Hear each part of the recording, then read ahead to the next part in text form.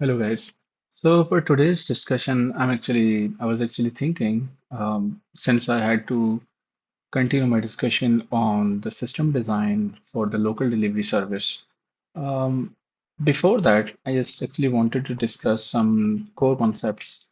For example, in the local delivery service, we are going to actually discuss how we are going to scale the reads problem because there's a drastic difference between the writes and the reads. Because as I might have actually given an example in that system design um, practice that we have a ratio of 1,000 to 1 maybe, or even much larger than that, uh, to how many reads we have, like how many availability searches we have, and how many orders a user creates, which is only the 5% of the total availability search. So that actually gives us an idea about the fact that we have to scale reads as compared to writes. So let's go into details about this. Um, Scaling reads actually consist of many different things. So I cannot say that there is one particular trick you can use for it. There are many different ways to scale your read problem. For instance, you might say, I want to add a cache, but or maybe a CDN, the edge cache we call it. But the idea is we should not always try to focus or move directly to a advanced solution. Caching is here an advanced solution. There are many layers to it before which we can, try to take out rather than directly going to, address the caching problem. So let's, for today, I will actually just deep dive into very first and very basic concept about the database layer and how we can actually optimize it.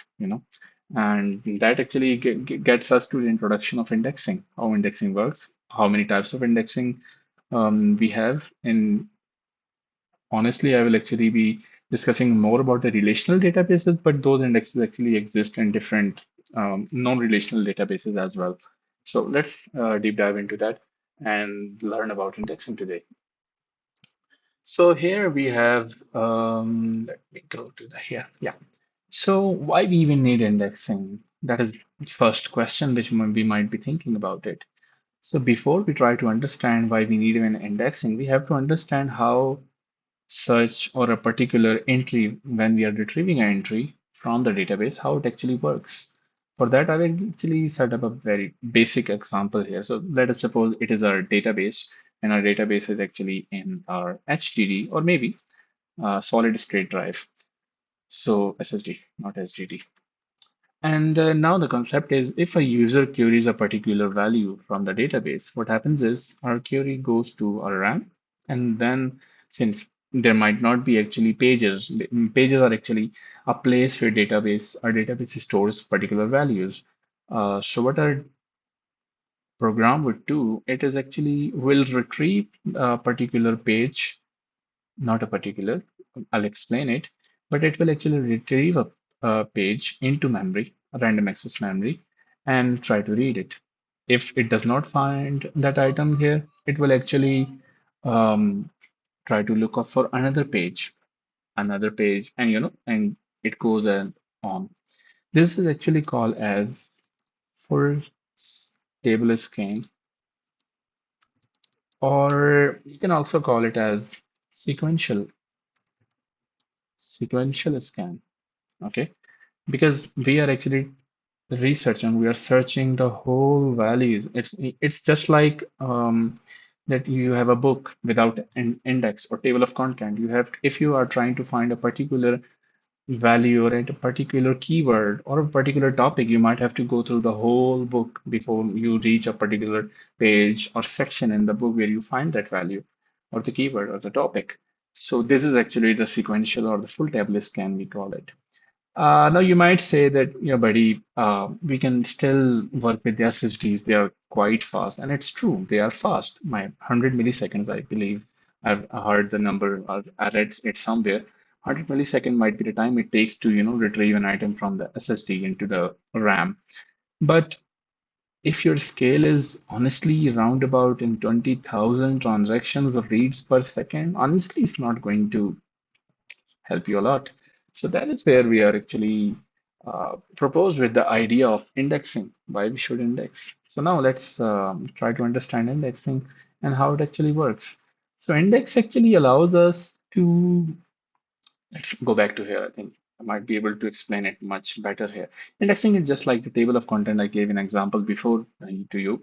That a table of content in your book, you before you try to search for a topic, you go to the table of index and table of contents, read that particular value, and then this particular topic is on page number, except for example 72 or 390, whatever. So what happens is now when we are running a query, we retrieve the index. We read the references to those pages where a particular user might be existing. And then after we have retrieved the index in our RAM, now we will actually going to retrieve that particular page. For example, let's say the page 3 was the culprit here, which contained that particular thing, and we have retrieved it in much lesser time. Okay, let's say it takes 100 milliseconds to retrieve that item from the SSD or the HDD. So it took quite lesser time as compared to, for example, if there are, let's say, 1,000 pages in your database. Now you can assume that you might have to go to, at worst case, 1,000 pages. And if we do a rough calculation, just for the sake of argument, it's, I can say, 1 exponent 5. So it is quite a lot of time, honestly. You are taking about 100 seconds before you actually are able to retrieve a particular value. It's not efficient. And no one is going, in the real world scenario, no one is going to wait a lot or for this amount of large time. So now the second thing is, which I actually wanted to discuss, especially in this version, how indexing actually works. Okay, and we have discussed how what indexing is, why we need it. Now the idea is how in different databases, how indexes in itself, what kind of data structure index is. So which this actually takes us to the concept of B trees. So there are many different kinds of indexes. I'm not saying that this is the only one, but most of the databases, modern databases like Postgres, even MongoDB, in some cases, not always, or non-relational, not MongoDB, might be using B trees behind the scene. But Postgres actually recommended it uses B trees. So what are B trees? B trees are actually, as you can see, these are actually trees, but they have specific attributes to them. Okay, like for instance. B trees allow you to all the leaf nodes must have the same and must be at the same depth. What is depth? If this is my, for example, I can say this is depth 0. Okay, then this would be actually depth 1, right? So that is what actually roughly depth is. We can try to understand it. So all the nodes should have the same depth. Okay. Then another interesting point is that each node can contain between m by 2 and m keys, where m is the order of the tree. Order means if our B tree order is 4, it means that each child will have, each particular node will have 4 children. That is what order means here. Now let's try to actually understand why and how actually B trees work, and why in that particular example index was able to retrieve a particular user and a specific page so fast as compared to the sequential scan. How it actually works. Let's take an example of this query. We run select all from users where age is equal to 51. Okay, so we have created the index on age. I forgot to mention that you have to decide on which particular property in your entity or table in the database you have to create the index on. After, let us say we have decided that we have to create the index on age, and we are trying to fetch the user using its age 51. What it will do, it will actually retrieve this particular node. Okay, it will actually go to this particular node and try to search for the age 51. Now we know that in here the pointer, the node 50 actually points to 51, 55. And since our age 51 is greater than 50 and less than 55, so we are actually going to retrieve this particular node. Now, what this node has, this node actually contains the references of the pages where a particular and that particular data might be located. So let's say the data is page 3, and this is the page which we actually will, let me try to copy it here. So this will be the actually be the page which we will retrieve into our RAM from this database. This is actually a high level of low level view, I would say, of the B tree, how it's working on the age property. So we will retrieve it. We retrieve that particular user, return its information, all that stuff. Okay.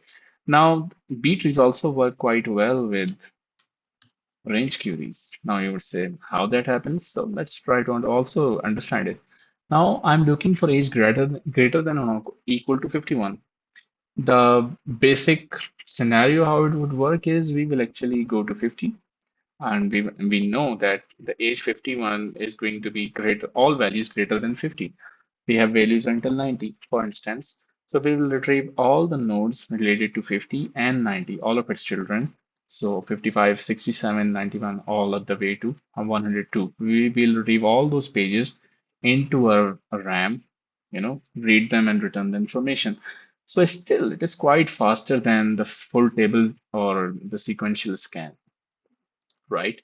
So for today, I think it's enough that we have actually have tried to best present the idea of B trees and also the indexing, why it actually helps us a lot when we are actually querying the database.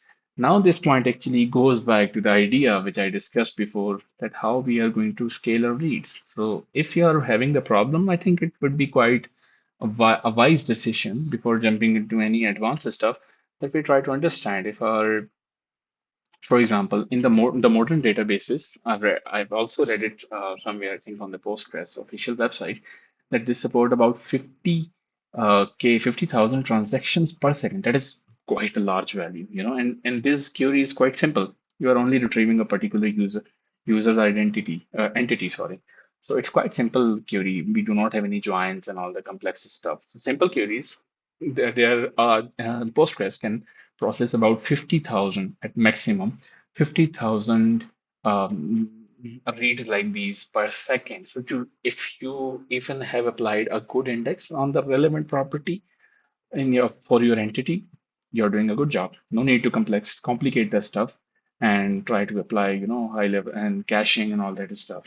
So it is also advised. One thing I wanted to share here that index comes also at a cost, of course. That whenever index has a downside, that whenever you are trying to insert a new record, if you also have applied the index on it, okay, then in each and every place where that index is stored, it will be also updated. So, one write is also causing subsequent many writes along the way. So that might give you an idea, or you might be thinking like, I should not create indexes. Yeah, you should not. If you have only hundreds of rows in your table, no need to create it. I think the threshold is about 10,000 rows. Until 10,000 rows, you do not even need to create an index. You can simply work with the sequential scan, and it will work fine, because the database have applied many optimization before even you try to index or create index on a particular property. So hope actually helped you or share my part of the learning in database indexing, data replicas. And next part, I will actually try to share more details about indexes, like how many different types of indexes we have. So have a good day. Goodbye.